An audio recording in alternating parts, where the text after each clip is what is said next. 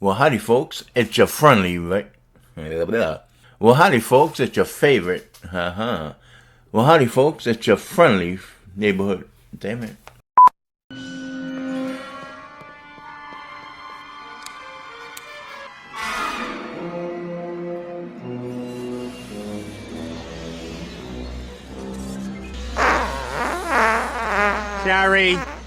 Sorry. Been building up for a while. Sorry. I'm sorry. I'm so sorry about this. Sorry. There we are.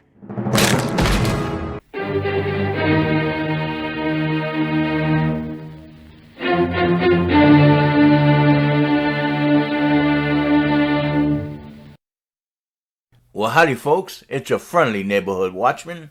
Here with you again in another video to talk with you about Dave Filoni, the Mandalorian in general, and the Star Wars universe overall.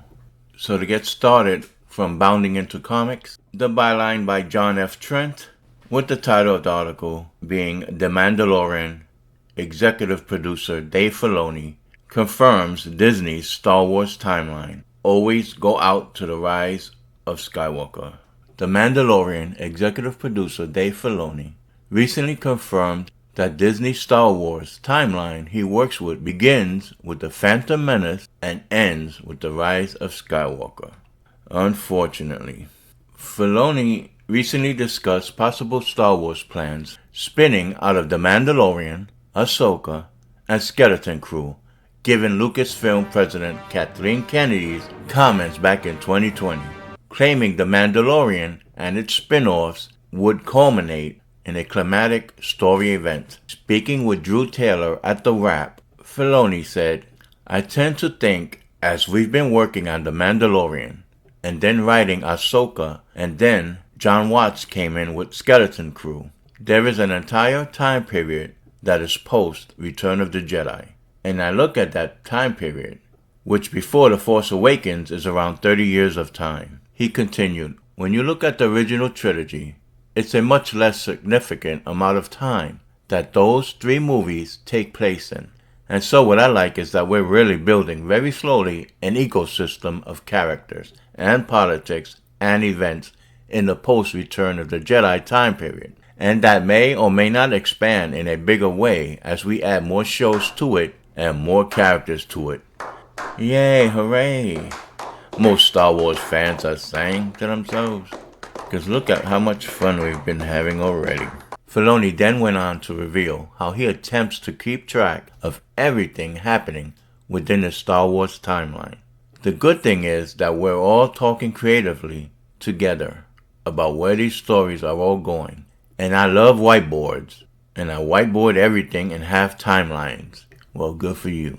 They always start with the Phantom Menace, and they always go out to the Rise of Skywalker.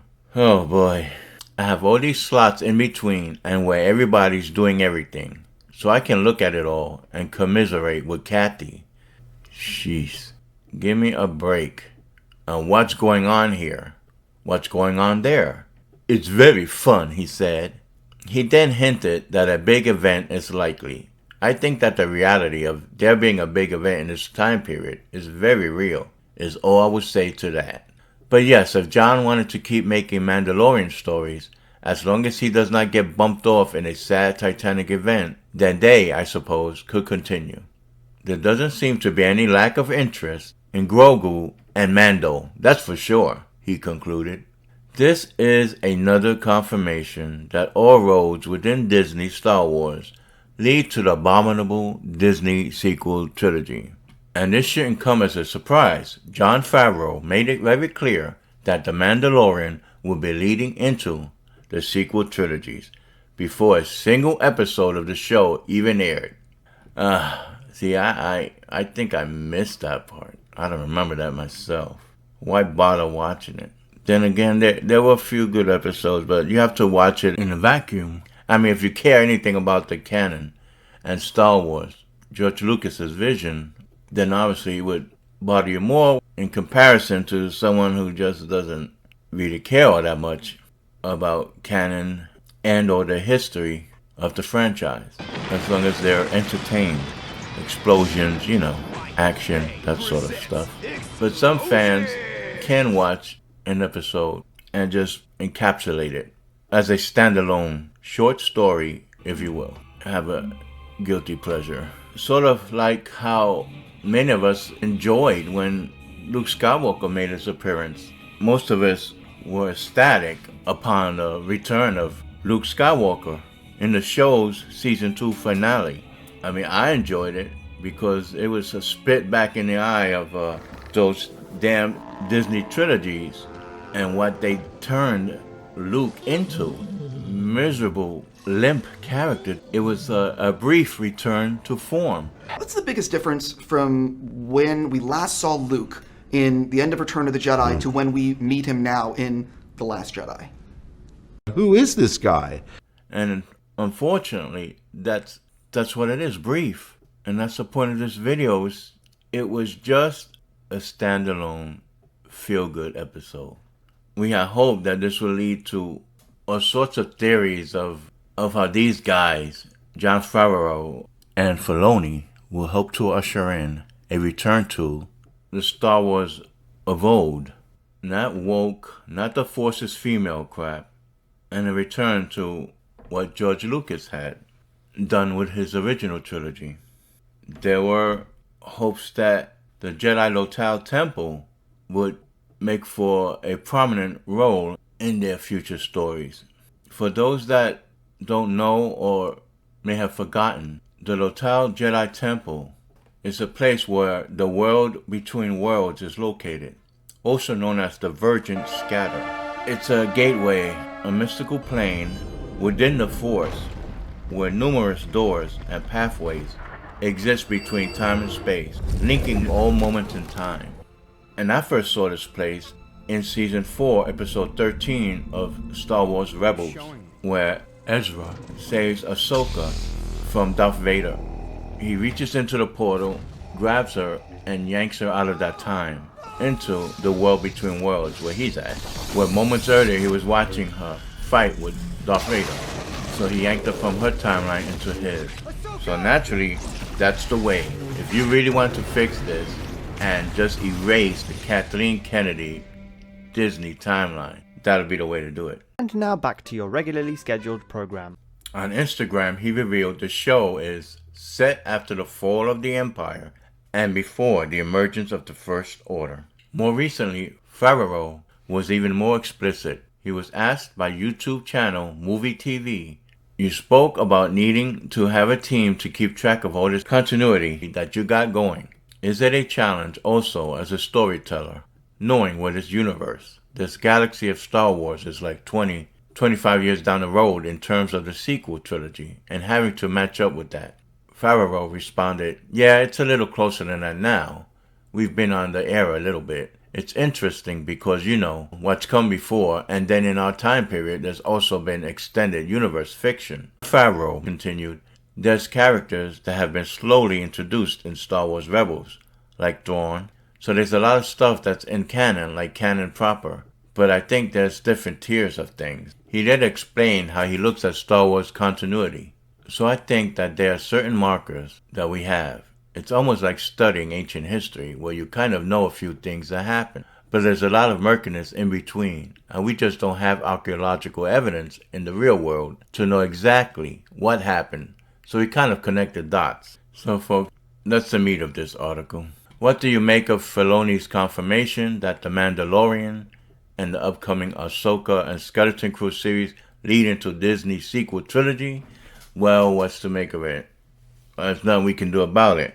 Jon Favreau mentioned even before any episodes were shown of The Mandalorian that this all leads to the Disney trilogy. So that's that.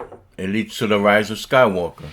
And Kathleen Kennedy, as of this date, Thursday, June 8th of 2023, is still working with the Disney Star Wars IP.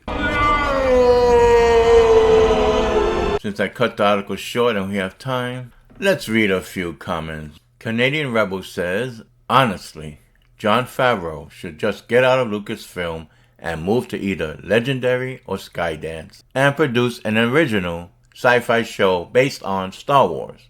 I know I repeat myself with that, but Favreau shouldn't be wasting time on a dead franchise. Mang's opinion, on the other hand, is that Favreau is one of the people ruining Star Wars. And Nope correctly says, and people were doubting that all roads lead to Rey Palpatine. And A1 replied to that, that's a joke even in itself. Yep, unfortunately, there is no doubt it all leads to Rey Palpatine. The next comment from Branathel is, thank you for clearing that up. That information about seeing the current set of episodes and having a bad feeling about this, I'm done with Star Wars. Loved it since I was a kid, not interested in the final direction. Hopefully, those that still enjoy it will keep it alive, but I'm keeping my money now and letting go. Let go of the past, kill it if you have to. Sounds about right for what was my most beloved franchise, right above my love of The Lord of the Rings and G.I. Joe. Will save me a few $100s a year thanks to this. Red Fox Jr. opines, it's just all trash. Diminishing of the OG trilogy is Filoni's goal. He all but said it. Why were the old expanded universe books and comics so popular? Because it continued following the adventures of Han, Luke, and Leia. No one cares about all these Disney made-up people. That's why no one is watching these shows. And that's why, I may add, those characters' toys aren't selling. Where's strong and brave women of color, Viva? No one cares. No one cares about Rey, Finn, Rose Tico, Bo-Katan, or whatever her name is. They are all lifeless, boring people that Disney used and is still using to deconstruct everything that made Star Wars great. Oh, Red Fox. That's a good one. Give you a like. Noticing, quoting Filoni, there doesn't seem to be any lack of interest in Grogu and Mando, that's for sure.